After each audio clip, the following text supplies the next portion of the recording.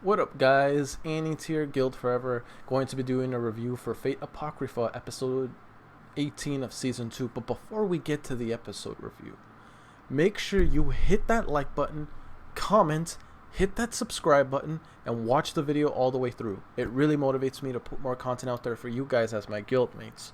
Or at the very least, if you don't want to watch the video all the way through, at least watch some of it. But if you can do these 4 things, I'd very much appreciate it. But at the bare minimum, at the very, very bare minimum, if you can at least leave a like, leave a like before you exit the video, that'd be more than enough for me. If you can at least do that. So please, guys, we are on the road to 2K. Let's get it. I feel we can do it. We're only 800 away. We finally hit 1,200 subscribers.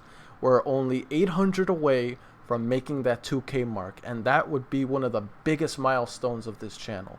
Let's do it, guys. Let's get that going. But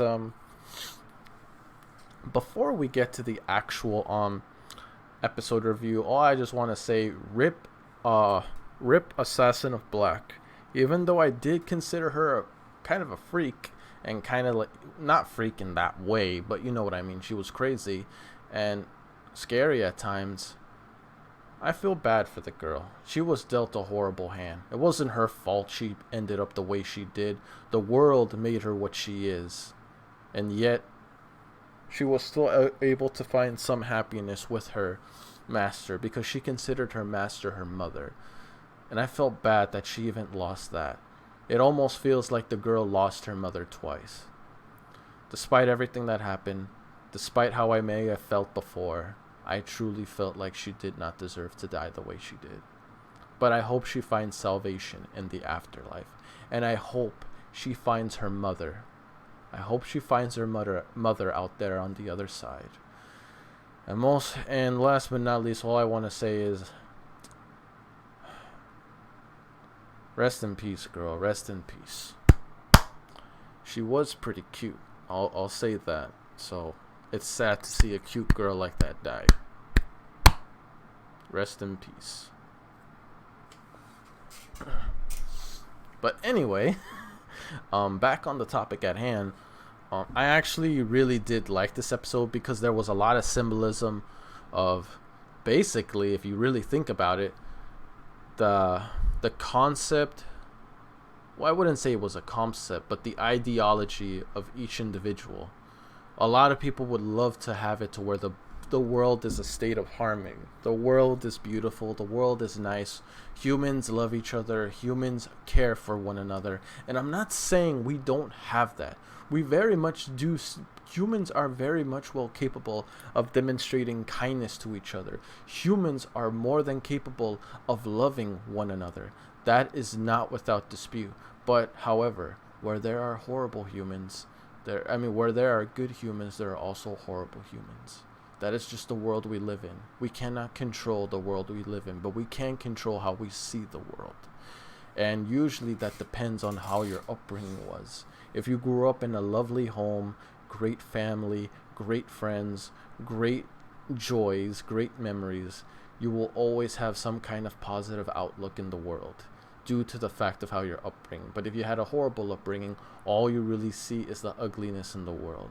And I gotta say, Assassin of Black, despite how much of her life was filled with nothing but ugliness, she was still able to find the beauty in this world through certain things. Like her master, she saw her as her mother. And I'm sure in those moments when she was with her master, who again she considered her mother, she probably may have seen the actual beauty in this world and what it is capable of. And in the end, she truly realized that despite how she may feel, despite how it's unfair for the world on what it did to her, and she has every right to feel this way, she realizes that she has to go. It's too late. What happened to her is already written in legend. All she can do is accept it and rest as she moves on. And hopefully, maybe in her next life, she has a much better story to tell. One that doesn't involve her being a killer. Again, Girl really didn't deserve any of this. Despite of how I may have felt about her. Despite on what I said before. I really don't think I would have wanted her to die. She's just a kid, man. She didn't deserve to go out this way. She should have been in a happy home with a mother, a father, maybe a few siblings here and there.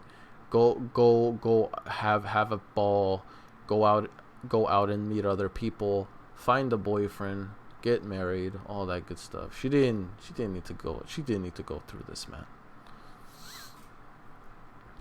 And the way how they really try to internalize Sieg ruler, especially like Archer of Red, where I feel like she was the one that was most damaged by this, is to see how ugly the world is and to see how what it's capable of and how it treated the children of England.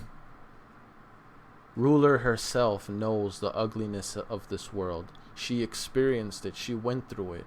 But even then, despite seeing the ugliness of the world in close and personal, she still doesn't want to give up.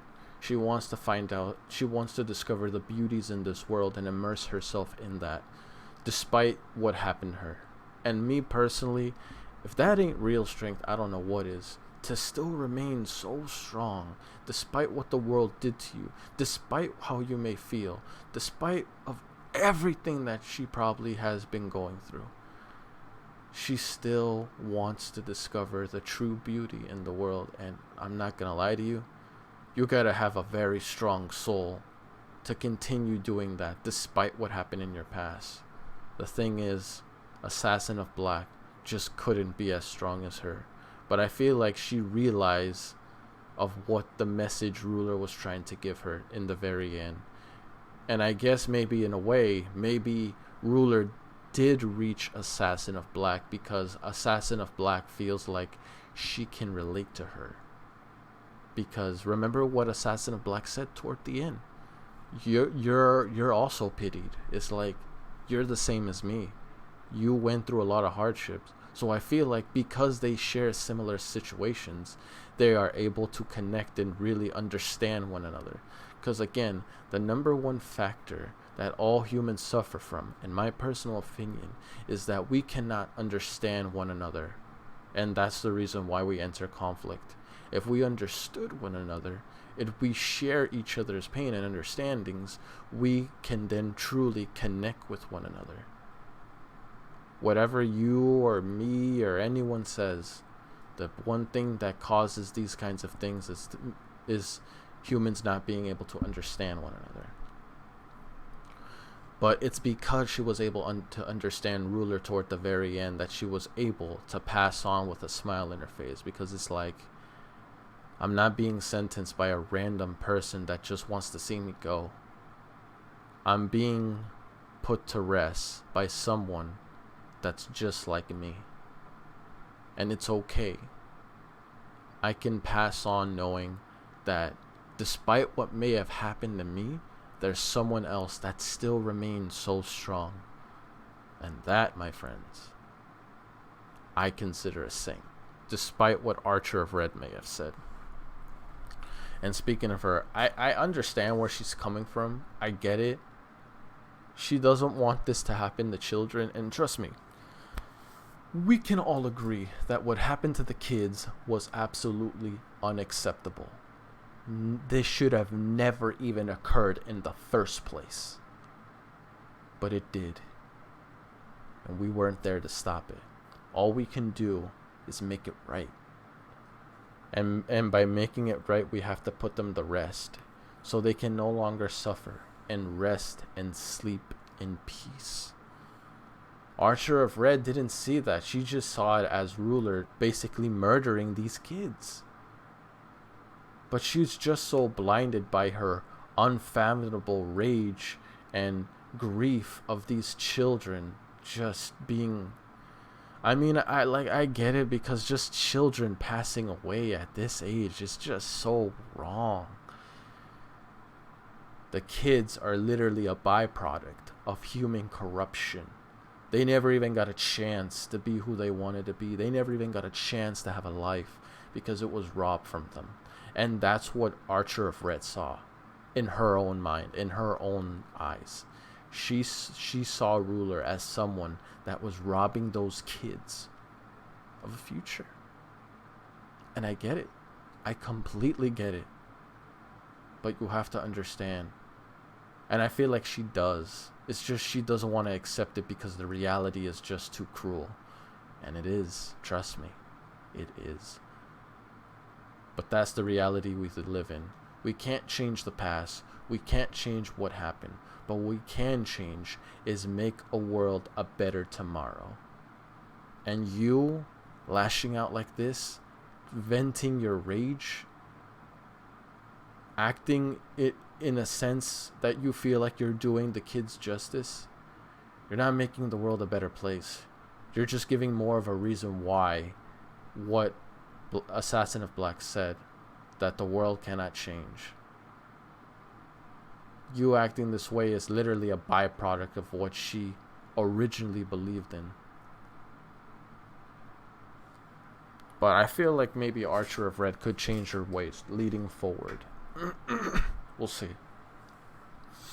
Let me know though, guys, what were your thoughts on this episode? I feel like this was a very sensitive episode, but at the same time, it was really, really good. I can't wait to see what happens in the following episode. See you guys all there. Peace. I'm out.